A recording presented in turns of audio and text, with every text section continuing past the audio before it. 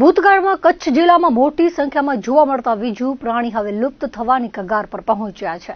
દરમિયાન લખપત તાલુકાના વર્માનગર અને સોનલનગર રોડ પર અજાણ્યા વાહનની ટક્કરે એક વીજુનું મોત થતા જીવદયા પ્રેમીઓમાં અરેરાટી ફેલાઈ હતી। મોડી રાત્રે બનેલા અકસ્માતમાં વીજુનું મોત થયા બાદ બપોરે 11 વાગ્યા સુધી વીજુ પ્રાણીનો મૃતદેહ રોડ પર પડી રહ્યો હતો। માર્ગ પરથી પસાર થઈ રહેલા જાગૃત નાગરિકે રક્ષિત પ્રાણીનું મોત થયું હોવાની જાણ ફોરેસ્ટ વિભાગને કરી હતી।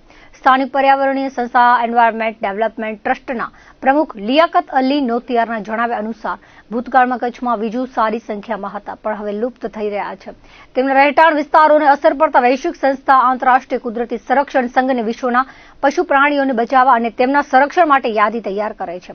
તેમણે વીજુ પ્રાણીને રેડ લિસ્ટેડ જાહેર કર્યું છે। આ પ્રાણી માનવ વસાહતથી દૂર રહે છે પરંતુ ક્યારેક રસ્તા પર આવી જતા અકસ્માતે રોડ એક્સિડન્ટના કારણે થતા હોય છે। રોડ એક્સિડન્ટમાં તેમના મોત થતા હોય છે। આ પ્રાણીને લુપ્ત થતા અટકાવવા જનજાગૃતિના કાર્યક્રમો કરવા જરૂરી છે તેવું તેમણે વધુમાં જણાવ્યું હતું। લખપત તાલુકામાં બનેલી ઘટના અંગે સ્થાનિક વન વિભાગના અધિકારીઓનો સંપર્ક કરવાનો પ્રયાસ વિફળ રહ્યો હતો।